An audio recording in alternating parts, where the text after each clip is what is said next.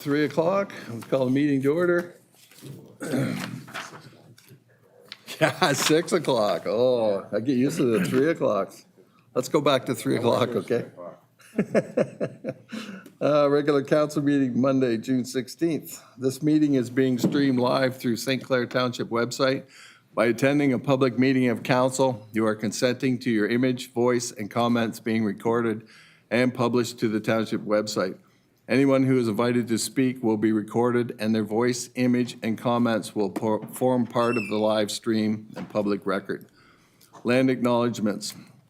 We acknowledge that this land on which we are gathered today is part of the ancestral land of the Chippewa, Ottawa, and Potawatomi peoples, referred to collectively as the Anishinaabe. It is through the connection of the Anishinaabe with the spirit of the land, water, and air that we recognize their unique cultures, traditions, and values. Together as treaty people, we have a shared responsibility to act with respect for the environment that sustains all life, protecting the future for those generations to come. Declaration of pecuniary interest. If anyone has one now, they can say it or wait till the appropriate time. Be it resolved that the minutes of the regular council meeting held on May 20th, 2025 be received and approved. You have a mover for that. Councilor Myers. Second. Councilor Langstaff. Mix it up a bit. Anybody have any questions on this? All those in favor? Carried. Be it resolved that the minutes of the Sommer Museum Board held May 5th, 25 be accepted and approved. Mover. Councilor Foster, second. Councilor Langus.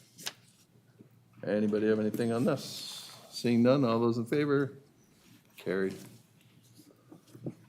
Be it resolved that council accept the following items of correspondence as per council's direction. Permission from council, CCAN at 564 Riverside Drive, and Burger Rebellion water issue. You have a mover to receive the report. Councilor Lang, second. Councilor Brown. All those in favor to receive? Carried. All right, be it resolved that one temporary CCAN located at 564 Riverside Drive, Corunna, be approved and that it be removed by whatever your date. Do we have a mover for this? Councilor Foster, seconder. Yeah, we'll give a seconder and we'll make a date. Councilor Brown, what do you prefer for the date? Councilor Brown. Thank you, Your Worship. Yeah, I think the CCAN's been there 2 weeks already, so I propose we give them 3 months. I mean, I can't see him not wanting to get that loaded and out of there if he's planning on moving, so I would say September 2nd, have it removed. Okay, everybody good with that? All those in favor? Carried. We have a motion for the Burger Rebellion water issue. The mover for this one. Deputy Mayor, second. Councilor Myers. What do you consider for that, Deputy Mayor? I think we should refer to staff to handle it the same way they normally handle them, which I think is usually to reduce the sewage charge if the water didn't go in the sewer, so. Got that, Jeffrey? Yeah. Everybody good with that? All those in favor? Carried. I don't have to write all that. Be it resolved that the following information items be received. 7-1 County of Lambton Council Highlights, June 4th, 25. 7-2 Sommer Museum, Blueberry Social, and Cabin Dedication, July 5th, 2025. We have a mover to receive the report. Councilor Langus, seconder. Councilor Brown. All those in favor? Carried. Would anybody like to make a motion on, what do we need a motion on? Nothing, just the mayor wants to. You don't need it. Oh, good. We'll carry on. Be it resolved that the Courtright wastewater expansion treatment options report as submitted by Director of Public Works Brian Black be received, and that the recommended expansion treatment option D, extended aeration with integrated fixed film activated sludge at a cost of $43 million be approved. We have a mover for this one. Councilor Langus, second. Councilor Foster. Anyone have any questions on this? Councilor Brown.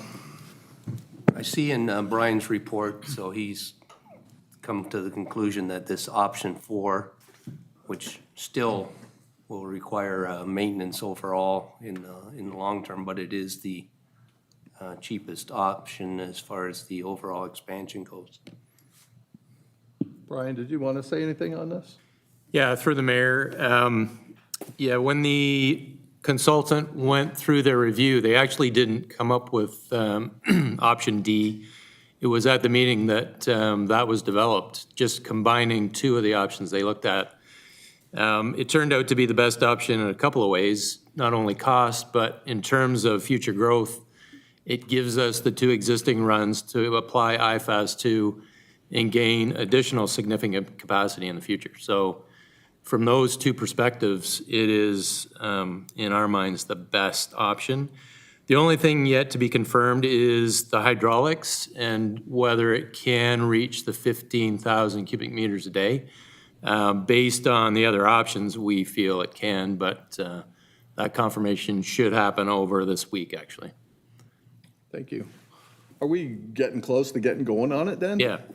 Yeah, through the mayor, the design has started. They're obviously waiting for this decision to, move on a bunch of other things. But yeah, they've already started design, and we've already started looking at when we have to purchase long lead items. So, yeah, there's a lot going on. Awesome. I don't want the province to take their money back. No. All right, anybody else? All those in favor? Carried. Thanks, Brian.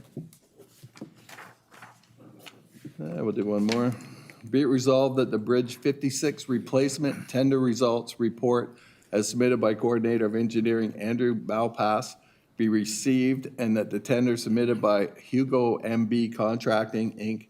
in the amount of $1.903761.10 plus HST be accepted, and the mayor and clerk be authorized to sign the contract and other related documents.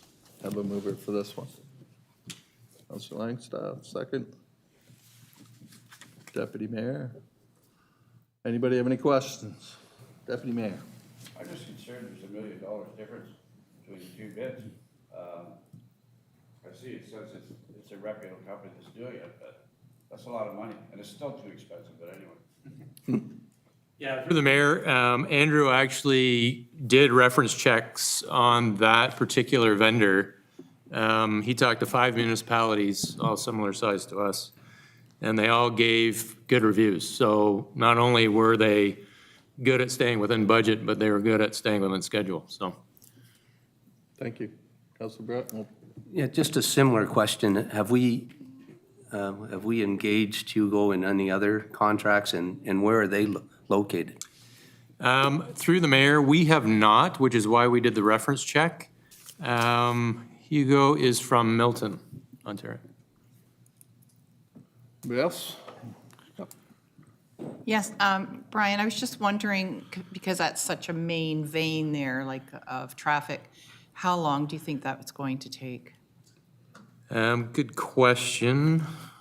I don't have the exact date of completion, but I can get that for you, so I can circulate that after the meeting. Better get Mr. DeMars a canoe or something so he can cross quicker. Councilor? Through your worship, maybe a little bit of background. FACA is extremely mobilized in Northern Ontario. They're working on a ton of grants up in Northern Ontario, building a lot of bridges up there. They're renting a whole camp from an individual I know, and they're planning on being there for a long time. So they're probably not hungry for work in Little Lambton County, and maybe that's why their bid is a bit out to lunch. Okay. Anybody else? Deputy Mayor, do you have something else? No, it's okay. Okay. All right, then call the question. All those in favor? Carried. All right, seeing as it's 6:10, let's have the Lambton Group OPP Detachment Board with their presentation. Welcome, Greg, Chris. Thank you for coming. Thank you, Mayor Agar, and thank you, everyone, for allowing us to attend tonight. You have the slides in front of you. I have my slide deck here, and I will be going through the slides, not all of them, because you have them in front of you. And then Inspector Avery, who's sitting over here, will come up and do some presentations also. So thank you very much for everybody for allowing us to come. I'm Greg Nemchek, Chair of the Lambton Police Group, and we're just going to go over a few things. Slides here. So if you look at in the Lambton OPP Detachment Board, we're services 9 communities, total population of 52,294, and population density of 6.81 or 68.1. There's a headquarters in Petrolia. There's a policing community office in Forest, 3 reporting locations, 1 in Petrolia, St. Clair, and Grand Bend. Point Edward has their own police board, and then you have the Sarnia Police Board also.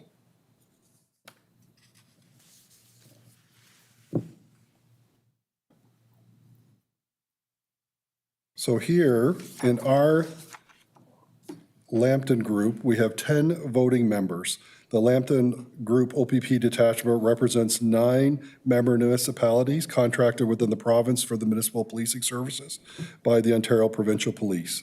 Members of the municipality may choose under Section 33 to appoint an elected official to the detachment board with the understanding that the elected official is not sitting an elected official, but rather appointed as a member representing 1 or more municipalities from a community and not a political perspective.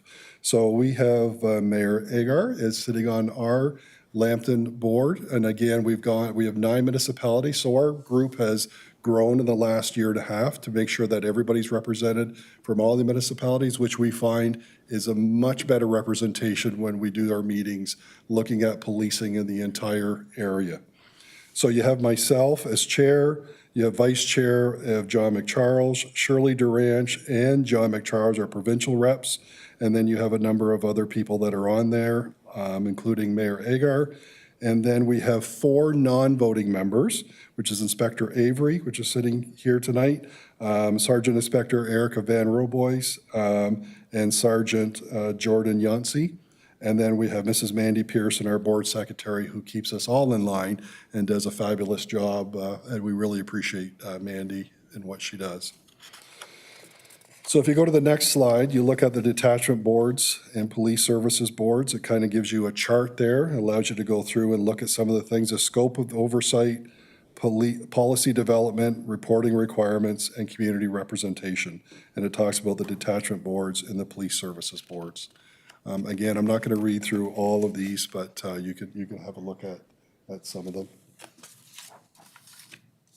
Next slide, that is one of our canine dogs. Again, they're very similar to one of our officers, and they are a huge advantage in our policing community. So Section 10 contracts repealed, Section 17, 22, 14 agreements, OPP detachment boards, focus on First Nation, changes to code of conduct, new reporting requirements, spectral policing, and updated standards in training. So we have our population that we cover. Again, this is the detachment that is located in 4224 Old Heritage Road in Petrolia, is the admin center for the county. It's where the command staff reports to, along with a bulk of detachment admin clerks. Operational platoons work from this site. It has lockup facilities, breath tests, and fingerprinting abilities here.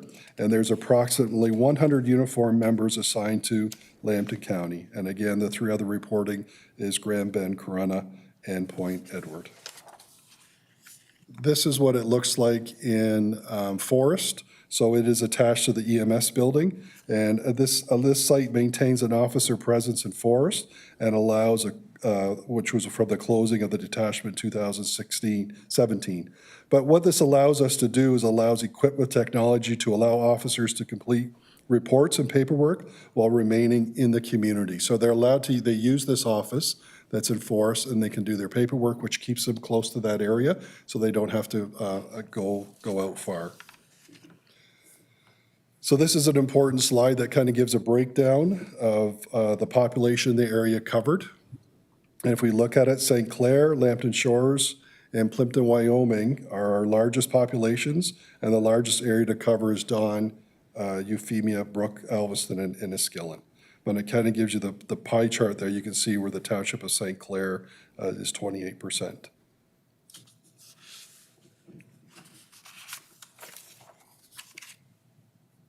So if we go look at the expense shares for the different areas, you'll see that Township of St. Clair is 25.9%, and it gives a percentage of shares there with the expense.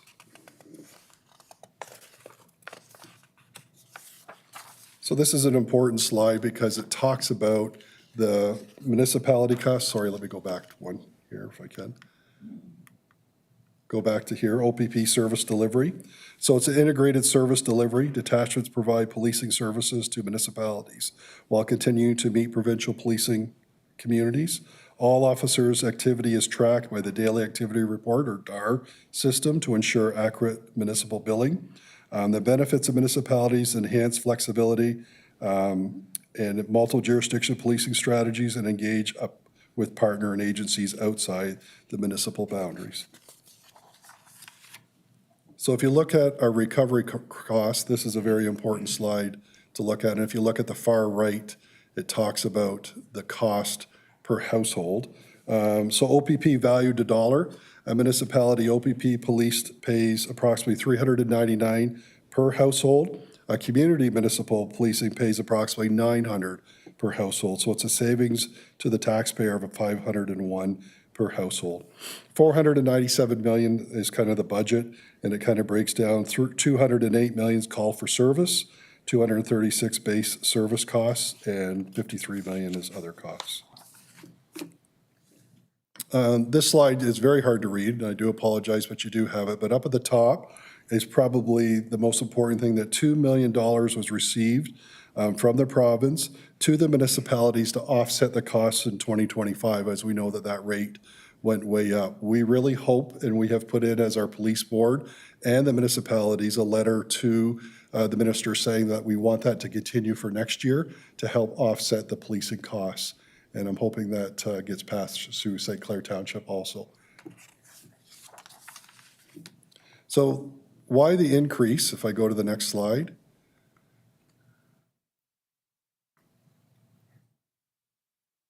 Big part is ratify collective agreements after service, several years of zero increases. More officers keeping the province well patrolled and safe. That's a key point, that we're allowed to hire more officers, which keeps the area safe. You know that we have a very large area that we cover, and so allowing us to hire more officers, like I said, approximately 100, allows them more to be in the field. With more officers, there's additional training, vehicles, and equipment. And the number one reason is the implementation of the recommendations in response to the Governor General's audit report. And you can see the link there in the slide, and you can click on that link and look at the report. So we're just going to keep going. Before I get Inspector Avery to come up, I just want to say that I'm very honored to be chair of this board. I think that it's an amazing job what they do and what our officers do, and having them, as many people that we do have on the board now, allows us to do a much better job with our policing in our area. So I'm very honored to be chair of this, and at that point I'd like Inspector Avery to come up and go over his report with you, and thank you.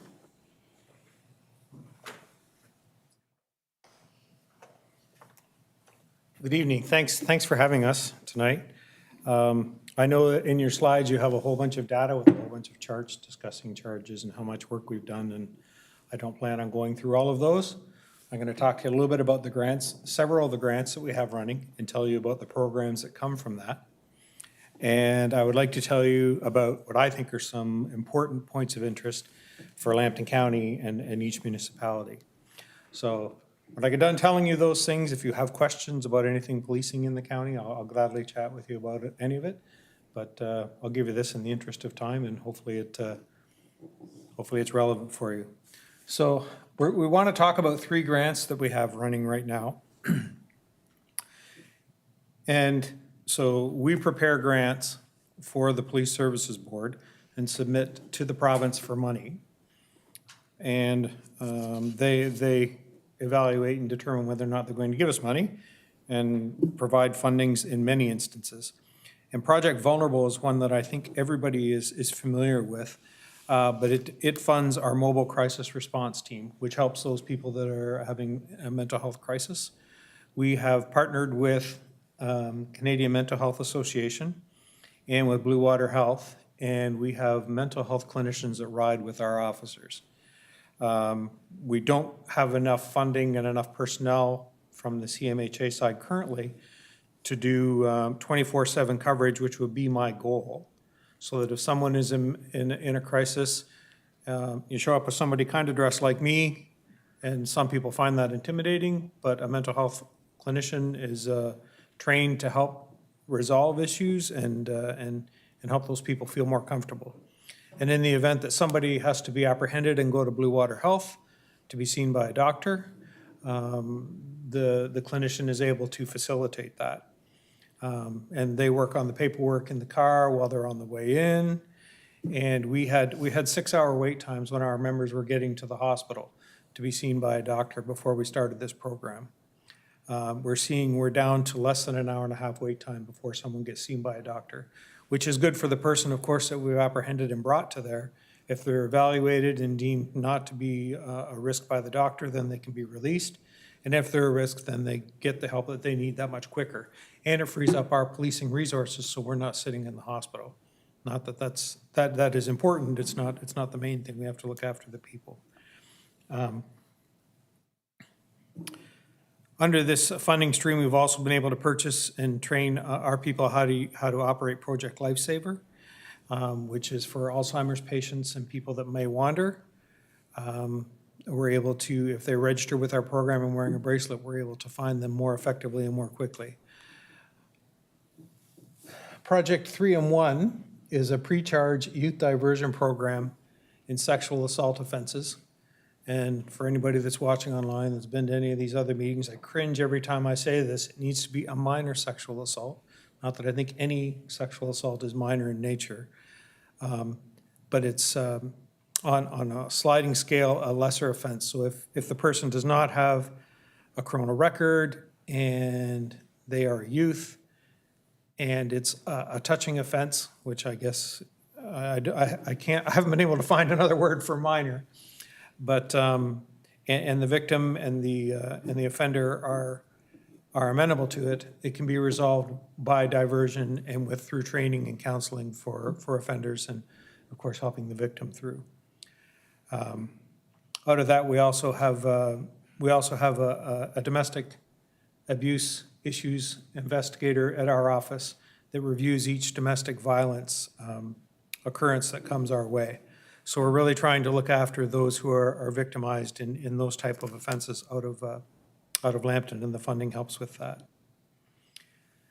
The other grant that we quite often use, is everybody I'm sure is familiar with, is the Reduce Impaired Driving Everywhere grant. So the RIDE program is a crucial initiative to help people stay safe, and that's around the Christmas time holiday season when there's lots of celebrations. This grant allows us to have extra people on the road, extra officers on the road that would be working a paid duty in addition to the regular patrols that we have. So the regular patrols can answer calls for service, and if it's not busy, they can participate in ride events, but we have these paid duty officers that are out there effectively keeping the roads safer and looking to identify and charge drivers who are under the influence of alcohol. That leads into one of my local points of interest when we talk about impaired drivers and the Reduce Impaired Driving Everywhere grant. Impaired drivers in Lambton County, we are seeing very many. That's a little bit discouraging. The other night, or the other day, the shift ended up with 4 impaired drivers in one shift. I know that personally, I was at a crash on the 402 early last month, early April, where a man had crashed his car and he had his infant child in the car with him. And so I'm looking at these things and I'm seeing incredibly high readings, which I don't understand, around the 200 mark for that one specific incident. And several of them we've seen in excess of 300, remembering that 80 is the legal limit. So we are trying to combat this problem and have several ride checks per platoon every shift. And I'm trying to figure out if we're being successful or not, because they seem to be dragging in lots of impaired drivers, but I'm sorry that they're out there to be found. So part of what we are looking to do is get the message out at these meetings so that everyone's aware that impaired driving is still a problem, and with alcohol, and it's out there, and there's lots of crashes involved and lots of injuries involved. I'll get off the side. That's not good news. I do have some that I think is good news. In Canada, frauds are up in 2024 to $638 million versus $578 million in 2023. So in December of last year, we commenced a pilot project that's Lambton specific. We're fortunate enough to have an experienced officer that is from the York Region Police Service. And in his former life, he was a fraud investigator. And by his own admission, he is a technology nerd. I tell him, don't say that, because he is very clever with the internet and very good with frauds, and he's a cryptocurrency expert. So we decided to capitalize on his experience, and we've assigned him to look at and mentor younger officers in his specialty. So he has gone out and made contact with a bunch of local banks and asked them to contact him if they see a suspicious transaction about to occur. The problem is, if you show up at the bank and you've got $40,000 in the bank and you say, I want to withdraw my $40,000, the bank can say, ooh, what are you withdrawing $40,000 for? And you can say, mind your own business, it's my money, give me the money. But then when they pay it and it's a scam, it's gone. So a bunch of the banks have participated in our program, and they have the person contact our investigator just to ensure that where they are going is actually true, and it's a real thing that they're buying, or a real program that they're supporting.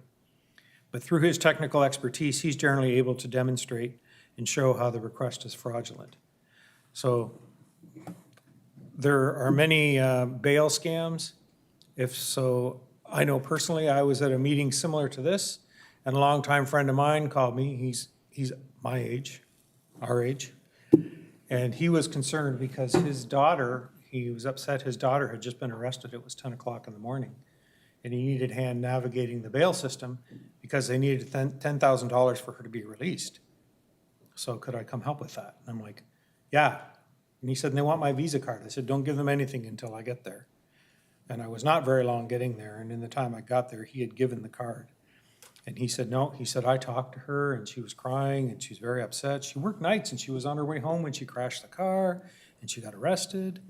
I said, did you phone her? He said, no, because she's in jail. I said, well, if she's not in jail, then you should phone her. And he's like, well, I might wake her up. I said, well, wake her up anyway. So he called, and sure enough, she got out of bed. She said, I was working nights. What are you doing? Well, this guy called me and told me you were in jail. There is technology out there, apparently, that my investigator tells me that I'm just not that tech savvy, that if you have like a very short clip of a person's voice, there's a program that can actually grab and recreate whatever conversation you want. So you have to be careful talking with these people. They're very bold. I know others that were, and again, at our age, I hesitate to say seniors, but they were delivering, these people were coming and picking up cash in a manila envelope from them. So we really want to be on top of that with romance scams if people are lonely, bail scams, investment scams. But the good news is that since starting this program, as of mid-April, we saved $160,000 from going to fraudsters from members of Lambton County. And I see that as a success. We're looking to grow it, and this news of this program has gotten out to the Canadian Bankers Association, and they're supposed to be contacting our investigator to have a meeting and look at trying to take the program nationally. So the banks are buying in, so that's a good news story, I think. We talked a little bit about Project 1 and 3, the youth diversion. For those who don't know, the Community Safety and Wellbeing Committee has declared a domestic violence epidemic.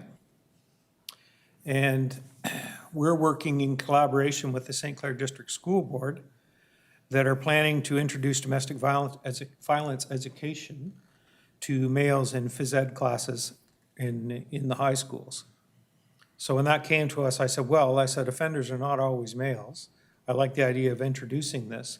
We're going to use our school resource officers to participate and try to bring greater resources so we can provide that education to everyone as they come through high school. Discussions, because domestic violence is not, touches all genders. And we can incorporate this information to address domestic violence and sex offenses at an earlier age to all genders of people in Lambton County and hopefully prevent these things from happening in the future. So I think that touches on these 3 grants, touches on impaired drivers, and the pilot fraud project, and the domestic violence epidemic. And that's what we have for you tonight. In the interest of time, I'll stop now, but if anyone has any questions, I'm certainly open. Just with you speaking about going to the high schools and getting them some education in that area, are you talking both boards eventually getting on that, or just St. Clair Catholic? Well, go ahead, the education's yours. No, so yes, also chair of the Safe Schools for Lambton Kent District School Board. We hope to bring that in. And now our youth officers that are in our schools at Lambton Kent, we're very, very fortunate to have them with us. They go into classrooms and have discussions with us. If we have a student that ends up in a situation, we can bring the youth officer in with the parents and have that discussion. Just having that discussion and knowing what their options are and keep them out of the court systems makes a big difference. So yeah, it is happening now in our schools in Lambton Kent with our youth officers in the classrooms and doing. We really are ahead of the curve on that because now they're looking to bring school resource officers back in other parts of the province. We've been fortunate to have been welcome in this board, and we've had people there all along. And yeah, we do have good people assigned. They're amazing. So, yeah. Mr. Brown? Thank you, Mayor. I have a couple questions. The Corunna Satellite Office, have we resolved any maintenance issues and ongoing issues that I know when I was on the board? I believe they've been all resolved, or are we happy?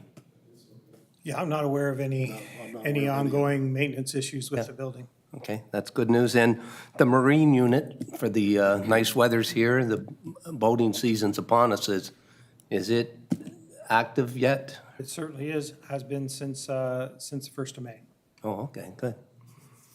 And was it the OPP that the federal government delegated a helicopter to out of Windsor, or is that the RCMP? I'm hearing that there's going to be several helicopters that come to the area, and I think it's administered through the OPP. I don't know much about aviation, but I know that I've heard that there's going to be a helicopter assigned to the Windsor area. I tried to advocate for it to come to Lambton County because we have such a big expanse of water and in Lake Huron and, of course, the St. Clair River. And we can cover Lake St. Clair and be to Windsor quickly, but it's my understanding is it's going to Windsor. But wouldn't be far off for us. With the uptick of all the feds talking about policing our border, and obviously you guys are on the front line of that as well, so thanks. Anybody else? Inspector, I just want to say thank you to your staff for, we've had some problems with the tents and stuff like that too, and your group has been really good to help with the county. It seems like Jeff here makes a call and it's all taken care of good, so appreciate that. Thank you. I'm fortunate to have a good team. Yeah. You are. And one more question, looking at the forest office there, does it have a cell and Sally Port and everything in that? It's a nice does looking not. building. No, it's, the ambulance station is the bulk of that building. And we do have access to use washrooms and a kitchen facility if we're looking to make lunch. And we have a room that is administrative. They were doing some release, catch and release people that we could bring in, do paperwork and release them Yeah. into that building, and that's not what that office is for, so we are not doing that. It's primarily a place for admin work and keep our people in the community if they need to get out and use a washroom or just get out of the car to stretch their legs because they have so much technical. Yeah, Just a place to work out of. okay, thank you. You're welcome. So thanks for the presentation. It was good, and before you go, that the St. Clair Township requests that the province of Ontario continue to provide Ontario municipalities with funding to offset the increased cost associated with the implementation of the CSPA, the ratification of several collective agreements, implementation, and recommendations from the Solicitor General's audit and Bill 124, and that while the funding provided in 2024 to offset the unexpected increases received through the annual billing statement was appreciated, there needs to be a more sustainable commitment from the province to continue to provide offsetting funding. That is the motion be forwarded to all municipalities in Ontario with OPP Policing, AMO, the Solicitor General of Ontario, Michael Kersner, MPP Bob Bailey, and Premier Doug Ford. Do we have a mover for this motion? Councillor Myers, second. Councillor Langus. All those in favor? Carried. Thank you. Good, thanks, Jeff.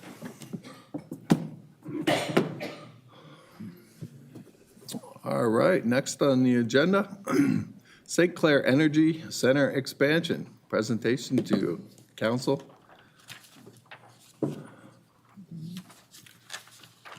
Good evening, Shoshana. You have the best name in the world. Have I ever told you that? What's that? I don't know, I like your name.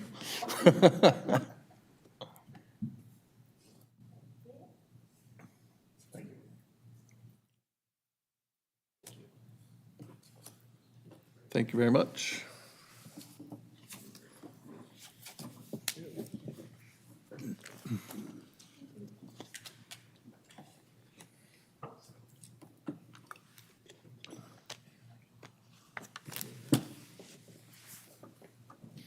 You could hear me okay? All right, so I got okay, great, thank you. So I got a pretty good intro, having the best name in the world. I'm Shoshana, I'm a manager at regulatory and government affairs at Invenergy.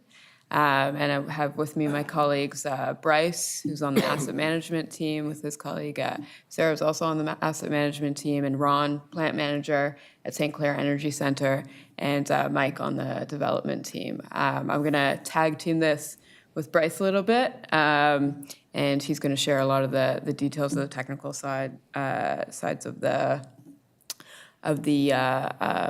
plant. How do I change the slides? Here. Oh, this, okay, thank you so much. Let me just make sure that works. Okay, great. Just a little bit introduction about myself. So I work in our Toronto office, but my family is actually like farmers from Watford. So it's really great to come back here and be able to present on this and provide something beneficial to the community and everything like that. So yeah, so a bit about St. Clair Energy Center. So it's run by a company called Invenergy. In the past 8 years alone, Invenergy has invested over $1 billion in the Canadian economy. We spent over $600 $1,000 on our community contributions, and then $2 million in land payments that really help a lot of like farmers out and other businesses out, and give them a little bit more financial assurity. And, we've been operating and building projects in Canada for over 20 years. So we have a lot of experience and expertise, and we're really proud about our accomplishments.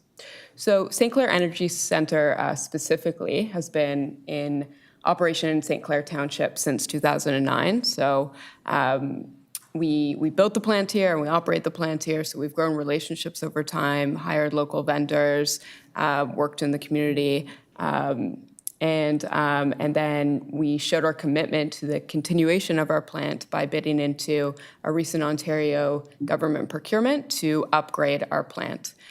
So construction is supposed to happen on this year. We're really excited about that. It also extends our contract to 2035.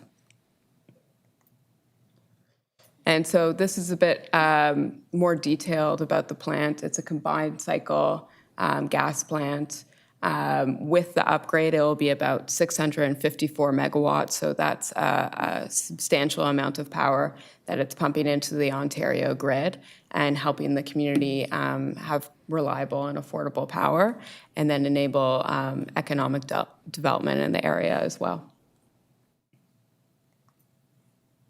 So why we're here today is because the province has put out that the province will need an increase of 75% of their power by 2050. So these graphs here show what they'll be missing in capacity in the upcoming years. So you see that that dip occur in 2030. So that will cause some pretty substantial reliability issues if new megawatts aren't replaced. And so they've put out an RFP, a procurement, to get their capacity needs. And so that will happen this year with construction or operation dates in the early 2030s. So the earliest RFP window to bid is this December.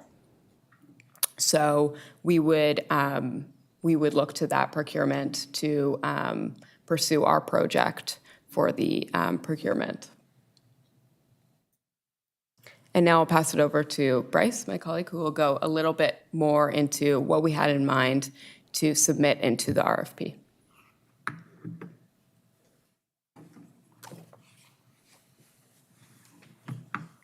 Thank you, Shoshana. So as Shoshana mentioned, we're looking at exploring an additional turbine on site for ISO's LT2 procurement. Think of the existing facility here in this blue color, and then hatched slightly to the east is where the expansion project would go. So much like the existing facility, away from the road, a very quiet neighbor in this area, we would expect nothing less, from the expansion project. This would be a standalone unit. It'd be able to be operated independently of the existing facility, and there would be synergies that we would look to leverage from the existing staff of the facility. The size we're looking at right now is on the order of 245 megawatts, so rough, kind of on the order of about half of what the existing facility produces.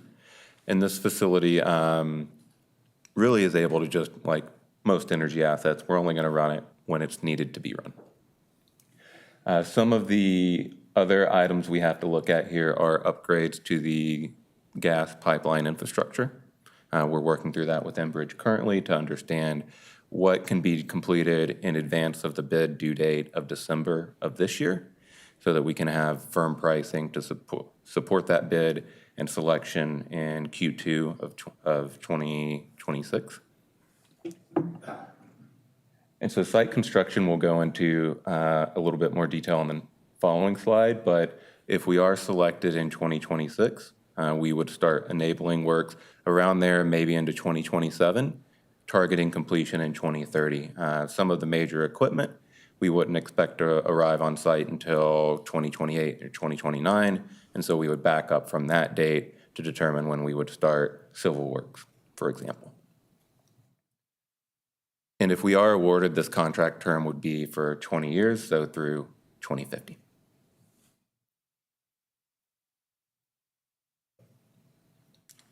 So for timeline, today, presenting to council, fall of this year, looking for a potential open house presentation. As Shoshana mentioned, our bid would be due in December of 2025. And if we are selected, we would have 20 business days, roughly a month, to execute that contract with ISO. And from there, it would be whatever process is most optimal to organize regulatory requirements with Hydro One, with ISO, requirements with the Ministry of the Environment for air, water, noise permits, all of those things that have to be in place for the construction of the facility. And then making sure that once we have the equipment on site, we're on site with that requirement, as well as the eventual May 1st, 2030 operational date target.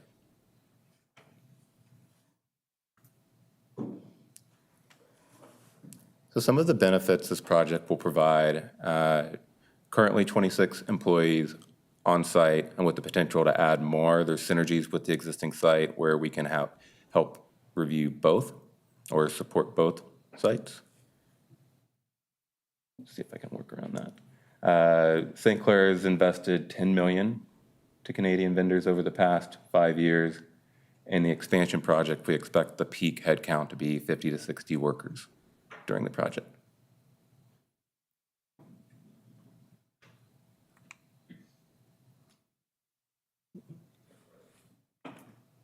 I'm just going to reboot it.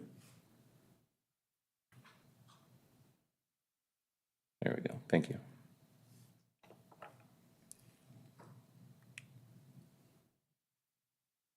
And so for next steps, obviously seeking the municipal support resolution as required by the bid for the LT2 procurement, continuing local engagement with the community, potential for, or hosting, an open house, and then working through the development of our project, all of the things that we need to do to support that December bid due date. That includes developing the cost for the project, the schedule for the project, for permitting, construction, all of those things to ensure that we can have the best bid put forward. We think we have a pretty good shot. We have a very successful existing site to help support us in this endeavor, and we look forward to being, an ongoing good neighbor in the community.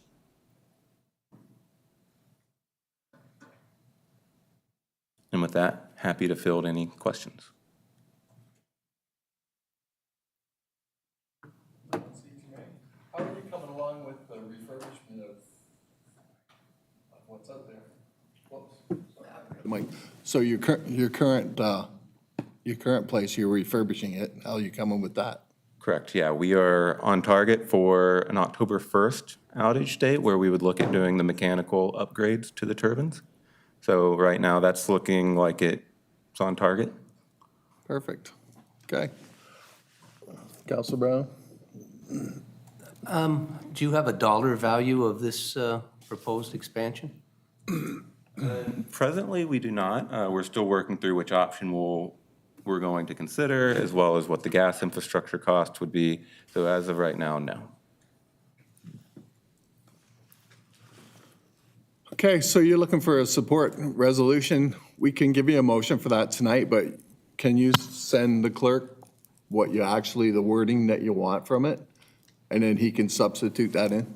So it should be attached. It's the ISO documents.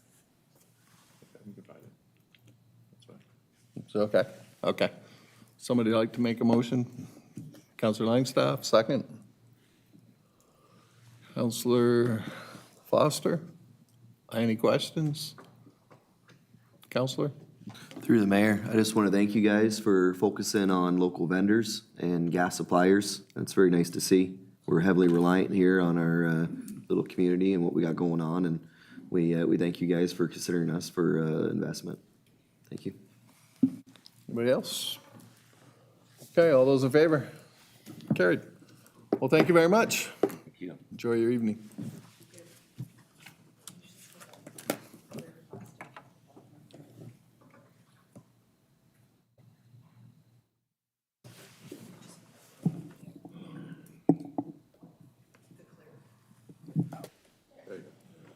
If you need anything else from us, just call.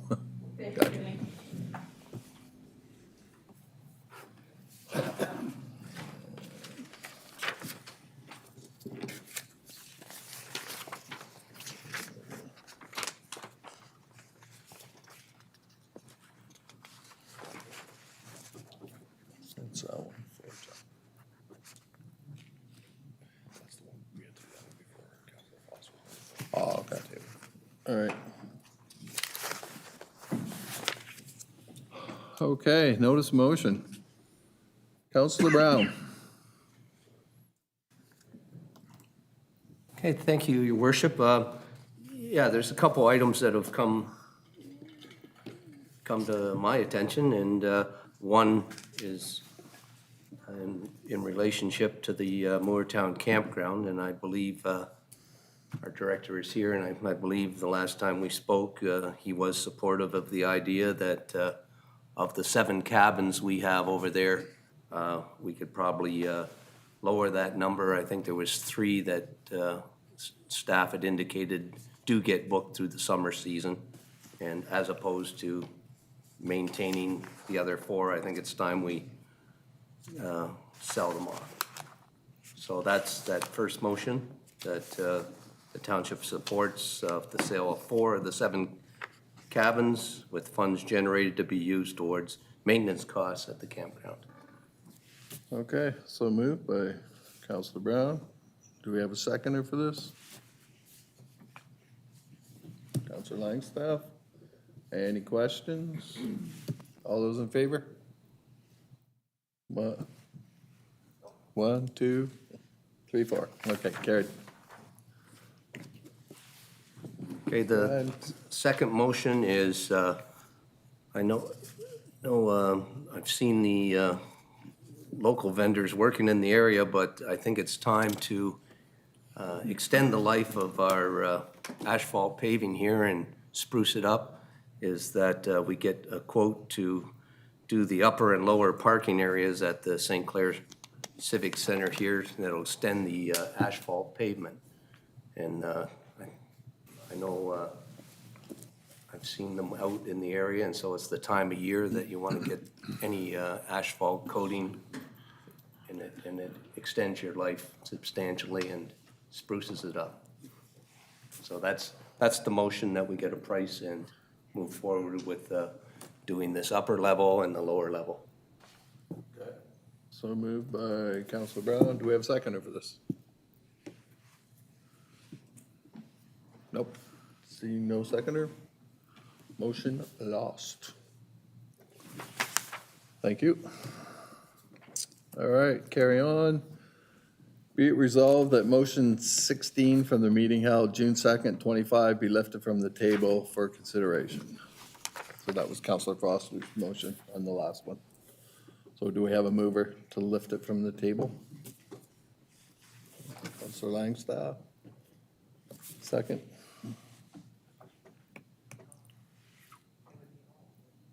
You have to lift it up. Anyone can lift it. Okay. All right, all those in favor? 1, 2, lift them again. 1, 2, 3, opposed? 1, 2, 3. Oh, I get to vote. Motion lost. No, No. to be clear, because they weren't voting on the motion itself. They were just No, voting on whether to- or not to discuss it. To lift it, yeah. And so no discussion. Yep, they got that, I think. Through the mayor, Jeff, What's that? clerk, could you clarify that? Okay, yeah, sorry. Yeah, through your worship. So the motion was whether or not to lift your original motion from the table. They were not, the intent of that motion was not to consider the merits of your motion. It was simply to lift it so that it can be considered, but that's ultimately been denied. I think they all caught it. Thank you. Be it resolved that the following drainage bylaws receive all three readings and thereby passed. 10-1, bylaw 1 of 25, Port Lambton Storm Sewer Drain. Bylaw 2 of 25, Bawden to Mars Fettus Pumps. Bylaw 3 of 25, various drains, 23, maintenance with grant. And bylaw 4 of 25, various drains, 23, maintenance with grant. We have a mover for this one. Ooh, Deputy Mayor. Seconder? Counselor Myers. Any questions on this? Seeing none, all those in favor? Carried. Be it resolved that bylaw 17 of 25 receive all three readings and thereby passed. We have a mover for this one. Counselor Langus. Second?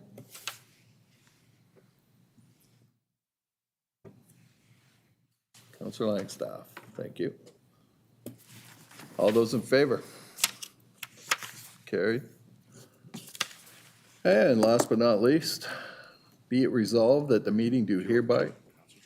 Oh, geez, yeah, look, I'm getting way ahead of myself. Good thing you caught that one, Jeff. I just wanted to leave. I wanted to start at 3. No, we're good. Counselor Langus. On June 4th, I was at the Moore Museum Board meeting. On the 7th, I was at the ballpark at Fireman's Field Day, and then down to Moore Museum for the 50th anniversary. On the 9th, I was at the Mooretown Campground meeting. Before I go further, I just want to say Happy Father's Day to all the fathers here, staff, and everyone out there. And also to Public Works for getting in contact with the company to remove that directional boring machine. But now there's the backhoe that's still out there. Is that ours, or who does that belong to? Because I didn't mention it the last time because it actually moved from one side of the driveway to the other, so I assumed work was being done and then it would be gone, but it's still there. And my last one is I had a call about the boat ramp and parking lot in Mooretown here, does it get oiled or watered down or something, because the neighbors are concerned about the dust that's flying into their area.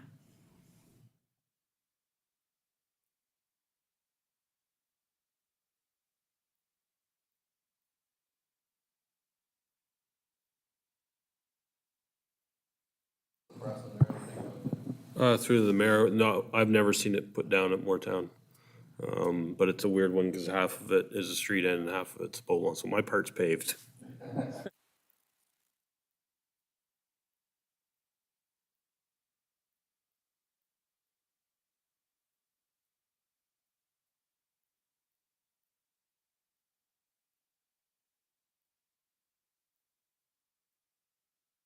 So that doesn't belong to anybody?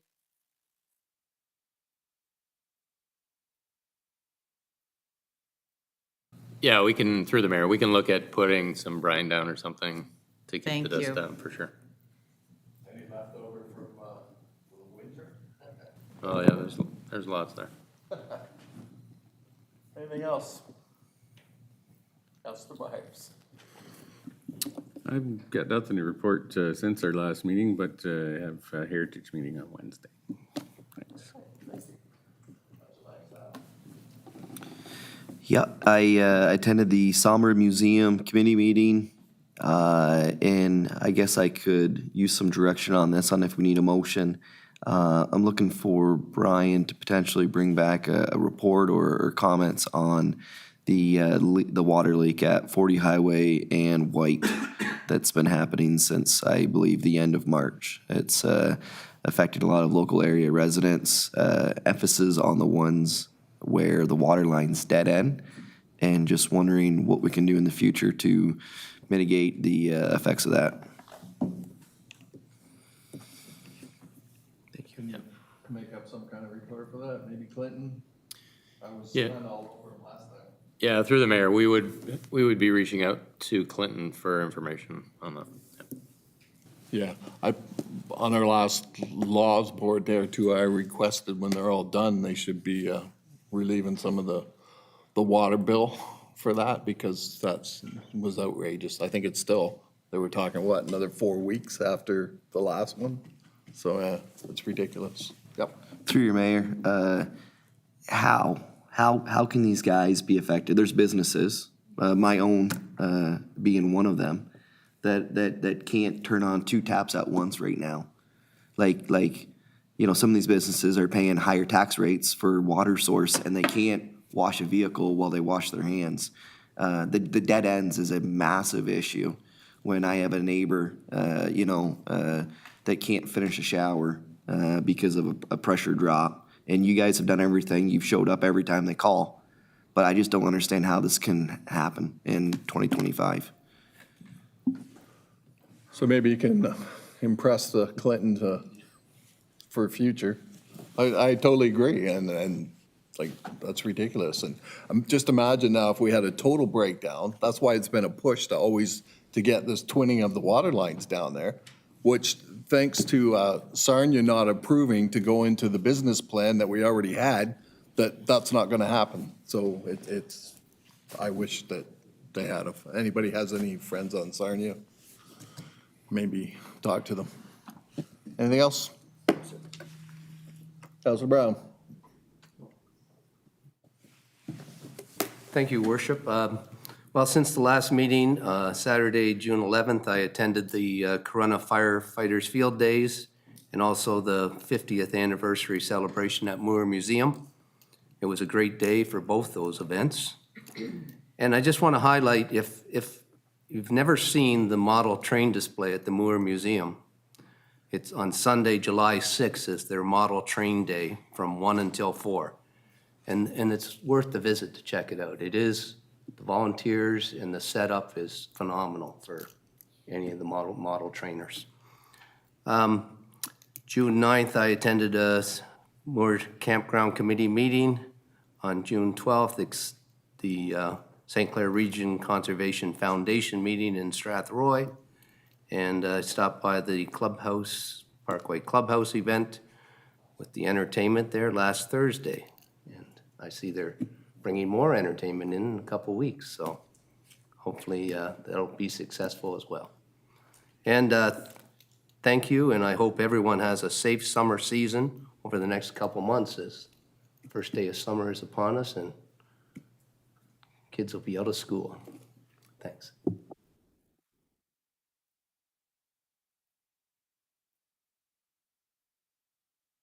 Okay. I also attended the Clean Harbors meeting, Parks Advisory meeting, and I went to the golf course for the deck opening, and it was an excellent event, and Brian Miller, one of our locals, entertained, and I look forward to many more entertainment. They're bringing in more bands, and I thought it was a great venue. Deputy Mayor? Thank you. I attended a council meeting, county council meeting on June 4th, and Clean Harbors as well, the CLAC meeting on the 12th. I also attended the deck opening, which I thought was very well intended. I was quite impressed with it, that there was that many people there. So the golf course seems to be turning the corner. They look like they're doing all the right things to try to get that really working. Other than that, I missed everything on the weekend, basically, because I had company and I had a memorial in London, so I was out of town most of the weekend, unfortunately. That's it. Yes, I agree with you. The golf course is looking great. Kendall, I golfed up there Friday. I only lost 5 balls instead of 10. Anyways, it was packed, but I think it was the Lions. The Lions had a tournament out there, and there was tons of people, so they're doing a great job, everybody. I attended county meeting, Moore Museum 50th anniversary, which was great. Firefighter Field Day in Corunna, had a good time with that. was in the parade. Campground Committee Basis Annual Meeting was last week. I went to that, and that was pretty interesting. They've come a long way since they've turned over. I was out to the International Plowing Match committee meeting. I'm now a chair on there. So if anybody knows of volunteers would like to sign up for that, there's lots of space open and there's lots of different things. So get in early. I was to Lambton College for the convocation, and my goodness, they're doing an awesome job there. I was to the one Wednesday night. There was 700 international students pretty much at that one. And I think 3,100, she told me, graduated this year from Lambton College. So that's pretty awesome. I'm sure there was a lot from our area. Accompanied the Clean Harbors out there. And I went to, on the weekend, the open house for the Kitty's Corner Daycare in Courtright. And Mark and Ross doing a great job. It's a great facility, and very proud of them. They're doing a great job. So that's it. It was a busy time. So upcoming meetings, session 12, July 14th at 3 p.m. Regular meeting, session 13, August 11th at 3 p.m. And regular meeting, session 14, September 2nd at 3 p.m. So thank you all again, and be it resolved that the meeting do hereby adjourn. Mover, Deputy Mayor. Second. Councilor Langstaff. All those in favor? Carried. Have a good weekend.